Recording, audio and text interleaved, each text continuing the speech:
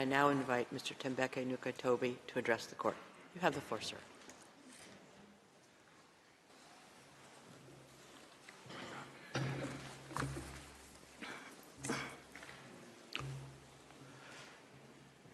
Madam President and distinguished members of the court, it is a privilege to appear before the court on behalf of South Africa. I will address Israel's genocidal intent. At this stage, the court is not required to determine that the only inference to be drawn from the available evidence is genocidal to order provisional measures, as that is to decide the merits. Rather, the assessment of the existence of an intent to destroy could be made by the court only at the stage of the examination of the merits. That some of the alleged acts may also amount to atrocities other than genocide does not exclude the finding of plausible acts of genocide. Madam President, South Africa is not alone in drawing attention to Israel's genocidal rhetoric against Palestinians in Gaza. 15 United Nations special rapporteurs and 21 members of the United Nations working groups have warned that what is happening in Gaza reflects a genocide in the making and an overt intent to destroy the Palestinian people under occupation. Israel has a genocidal intent against the Palestinians in Gaza. That is evident from the way in which Israel's military attack is being conducted, which has been described by Ms. Hassim SC. It is systematic in its character and form. The mass displacement of the population of Gaza, headed into areas where they continue to be killed, and the deliberate creation of conditions that, quote, lead to a slow death, unquote. There is also the clear pattern of conduct, the targeting of family homes and civilian infrastructure, laying waste to vast areas of Gaza, and the bombing, shelling, and sniping of men, women, and children where they stand, the destruction of the health infrastructure, and lack of access to humanitarian assistance. So much so that as we stand today, 1% of the Palestinian population in Gaza has been systematically decimated, and 1 in 4 Gazans have been injured since 7 October. These two elements alone are capable of evidencing Israel's genocidal intent in relation to the whole or part of the Palestinian population in Gaza. However, third, there is an extraordinary feature in this case, that Israel's political leaders, military commanders, and persons holding official positions have systematically and in explicit terms declared their genocidal intent. And these statements are then repeated by soldiers on the ground in Gaza as they engage in the destruction of Palestinians and the physical infrastructure of Gaza. We show this third element next. Israel's special genocidal intent is rooted in the belief that, in fact, the enemy is not just the military wing of Hamas, or indeed Hamas generally, but is embedded in the fabric of Palestinian life in Gaza. On 7 October, in a televised address, Israeli Prime Minister Benjamin Netanyahu declared war on Gaza, and I quote, "Israel had started clearing out the communities that have been infiltrated by terrorists." And he warned of an unprecedented price to be paid by the enemy. There are more than 2.3 million Palestinians in Gaza. Israel is the occupying power. in control of Gaza. It controls entry, exit, and the internal movements of inside Gaza. And Prime Minister, Mr. Netanyahu exercises overall command over the Israeli Defense Force and, in turn, the Palestinians in Gaza. Prime Minister Netanyahu, in his address to the Israeli forces on 28 October 2023, preparing for the invasion of Gaza, urged the soldiers to remember what Amalek has done to you.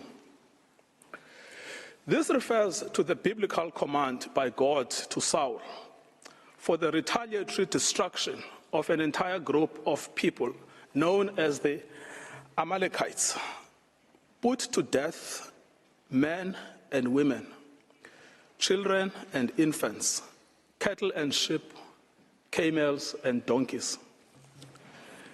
The genocidal invocation to Amalek was anything but idle.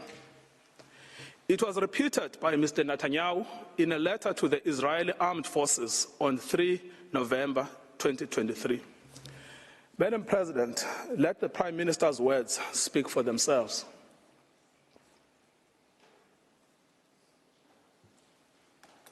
Has done to you, says our Holy Bible, and we do remember and we are fighting our brave troops and combatants who are now in Gaza or around Gaza and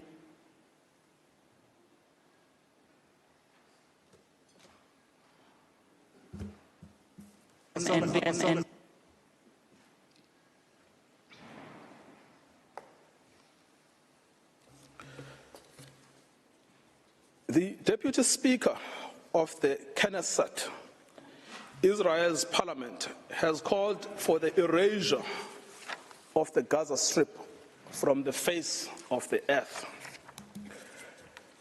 The Defense Force agrees.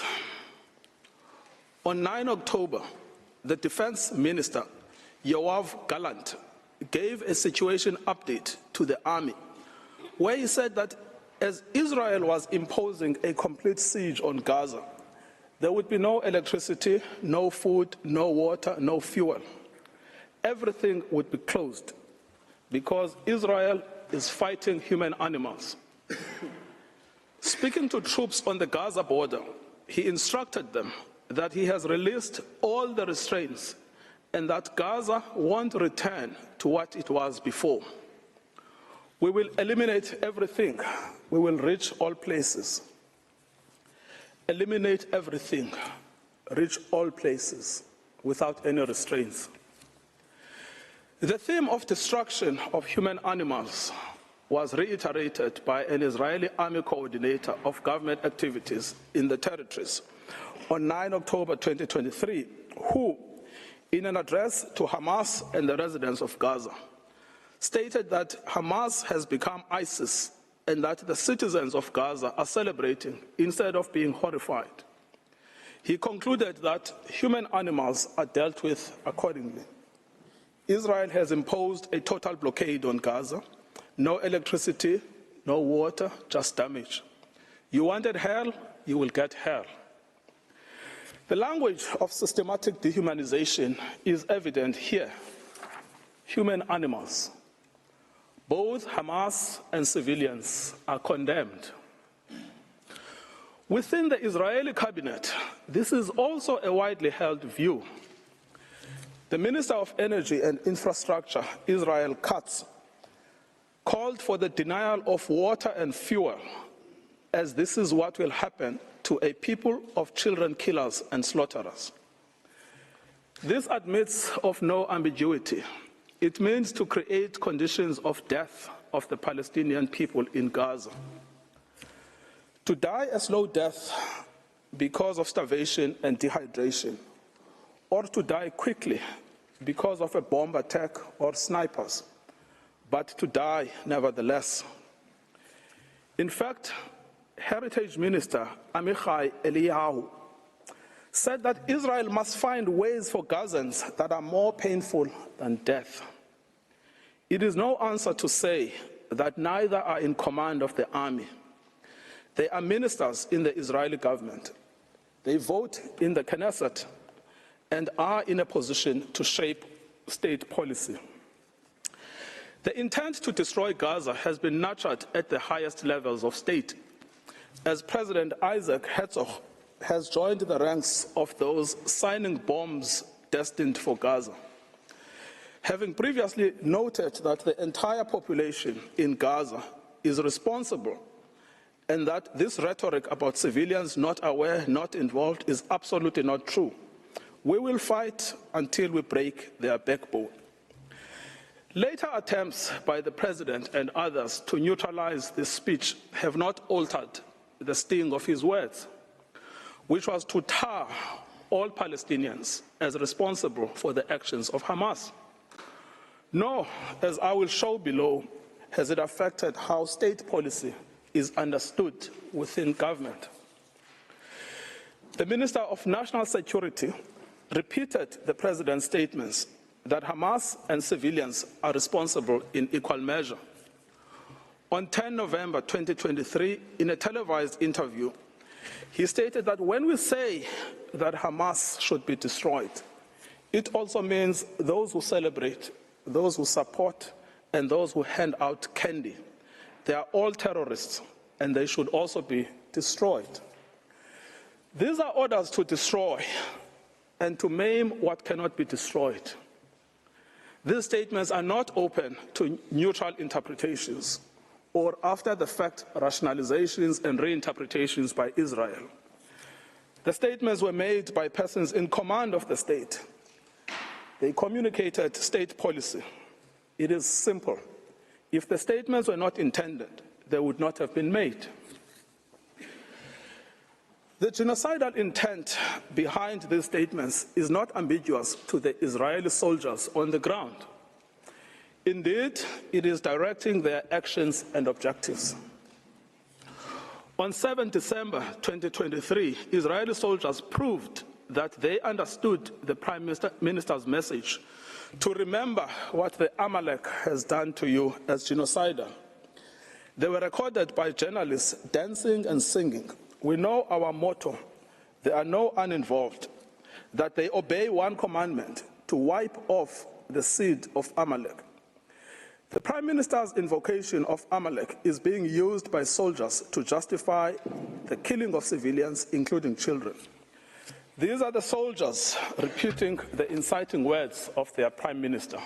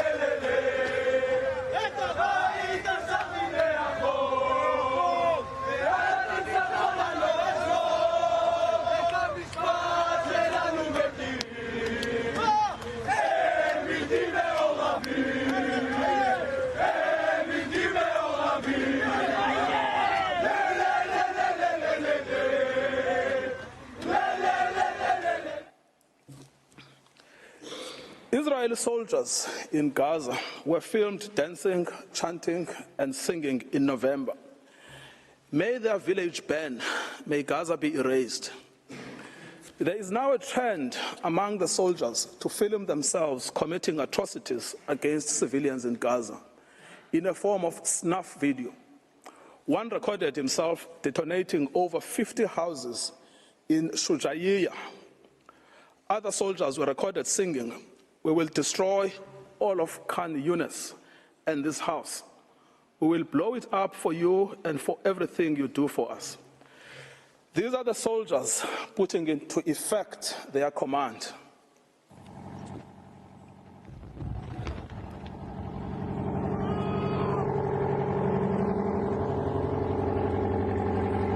שכונת סג'איה ז"ל, נחל עוז, בעזרת השם יהיה לכם.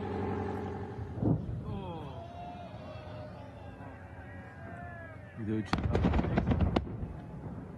חטיבה 828, אומרת סג'איה שלום.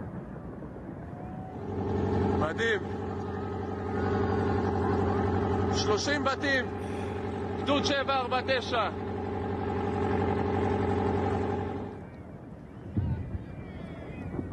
כאן מתחיל הניצחון.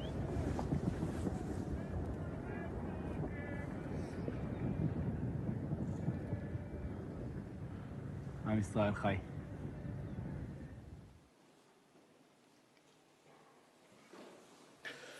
The commanders of the army are also of the same mind. Israeli army commander Yair Ben David has stated that the army had done in Beit Hanon and did there as Shimon and Levi did in Nablus, and that the entire Gaza should resemble Beit Hanon. Israeli soldier Yeshai Shalev published a video against the backdrop of the ruins of what was the site of Al-Azhar University with the caption, "Once upon a time, there was a university in Gaza, and in practice, a school for murderers and human animals." Soldiers obviously believe that this language and their actions are acceptable because the destruction of Palestinian life in Gaza is articulated state policy. Senior political and military officials encouraged without censure the 95-year-old Israeli army reservist Ezra Yachin, a veteran of the Deir Yassin massacre against the Palestinians in 1948, to speak to the soldiers ahead of the ground invasion in Gaza. In his tour, he echoed the same sentiment while being driven around in an officially Israeli army vehicle dressed in Israeli army fatigue. I quote, "Be triumphant and finish them off, and don't leave anyone behind. Erase the memory of them. Erase them, their families, mothers and children. These animals can no longer live. If you have an Arab neighbor, don't wait, go to his home and shoot him. We want to invade, not like before. We want to enter and destroy what's in front of us, and destroy houses, then destroy the one after it. With all of our forces, complete destruction, enter and destroy. As you can see, we will witness things we've never dreamed of. Let them drop bombs on them and erase them." As recently as 7 January 2024, a video of a soldier was posted online where he boasts that the army had destroyed the entire village of Hibat Azar. For 2 weeks, he said, they had worked hard to bomb the village and executed their mandate. Any suggestion that senior politicians did not mean what they said, much less that the meaning was not understood by soldiers in Gaza, would be without any merit. The scale of destruction in Gaza, the mass targeting of family homes and civilians, the war being a war on children, all make clear that genocidal intent is both understood and is being put into practice. The articulated intent is the destruction of Palestinian life in all its manifestations. The genocidal rhetoric is also commonplace within the Israeli Knesset. Members of the Knesset have repeatedly called for Gaza to be wiped out, flattened, erased, and crushed on all its inhabitants.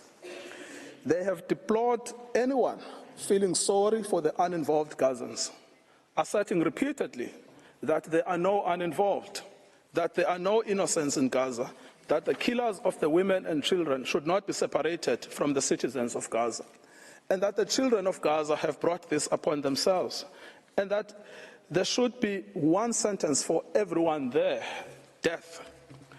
Finally, the lawmakers have called for mercilessly bombing from the air, with some advocating for the use of nuclear doomsday weapons, and a Nakba that will overshadow the Nakba of 48. The Prime Minister's genocidal speech has gained ground among some elements of civil society. A famous singer has repeated Mr. Netanyahu's Amalek reference, stating that Gaza must be wiped out and be destroyed with every Amalek seed. We simply must destroy all of Gaza and exterminate everyone who is there. Another has called to erase Gaza, not leave a single person there. Journalists and commentators have announced that the woman is an enemy, the baby is an enemy, the pregnant woman is an enemy. That it is necessary to turn the strip into a slaughterhouse, to demolish every house our soldiers come across, exterminate everyone. The intentional failure of the government of Israel to condemn, prevent, and punish such genocidal incitement constitutes in itself a grave violation of the Genocide Convention. We should recall, Madam President, that in Article 1 of the Convention, Israel confirmed that genocide, whether committed in time of peace or in time of war, is a crime under international law, and it undertook to prevent and to punish it as such. This failure to prevent, condemn, and punish such speech by the government has served to normalize genocidal rhetoric and extreme danger for Palestinians within Israeli society. As MK Moshe Sada from the Likud party has said, the government's own attorneys share his views that Palestinians in Gaza must be destroyed. I quote, "You go anywhere and they tell you to destroy them. In the kibbutz, they tell you to destroy them. My friends at the state attorney's office who fought with me on political issues in debate said to me, it is clear that we need to destroy all Gazans. Destroy all Gazans." Israel is aware of its destruction of Palestinian life and infrastructure. Despite this knowledge, it has maintained and indeed intensified its military activity in Gaza. As to full awareness, in the week after 7 October, NGOs and the United Nations warned of an unprecedented humanitarian crisis in Gaza. The UN stated that actors must allow humanitarian teams and goods to immediately and safely reach the hundreds of thousands of people in need. So right from the beginning, Israel knew that it was depriving water, food, electricity, and essentials for survival. It said so. Everything is closed. It has known that it was depriving Palestinians of health care and treatment for injury in the middle of an unprecedented bombardment, of food and water, and of other essentials for survival. This prompted the World Health Organization to say, "We are on our knees asking for sustained, scaled-up, protected humanitarian operations, appealing to all those in a situation to make a decision or influence decision makers to give us the humanitarian space to address this human catastrophe." Despite this knowledge, Israel continues to target infrastructure essential for survival: water and sanitation infrastructure, solar panels, bakeries, mills, crops. It bombs hospitals, decimating the healthcare system. It targets aid workers and the infrastructure of the United Nations. It is because of the policy of Israel that Gaza has become a place of death and despair. In conclusion, Madam President, many propagators of grave atrocities have protested that they were misunderstood, that they did not mean what they said, and that their own words were taken out of context. What state would admit to a genocidal intent? Yet, the distinctive feature of this case has not been the silence as such, but the reiteration and repetition of genocidal speech throughout every sphere of state in Israel. We remind the court of the identity and authority of the genocidal inciters: the Prime Minister, the President, the Minister of Defense, the Minister of National Security, the Minister of Energy and Infrastructure, members of the Knesset, senior army officials, and foot soldiers. Genocidal utterances are therefore not out in the fringes. They are embodied in state policy. The intent to destroy is plainly understood by soldiers on the ground. It is also fully understood by some within the Israeli society, with the government facing criticism for allowing in any aid to Gaza on the basis that it is recanting on its promise to starve Palestinians. Any suggestion that Israeli officials did not mean what they said or were not fully understood by soldiers and civilians alike to mean what they said should be rejected by this court.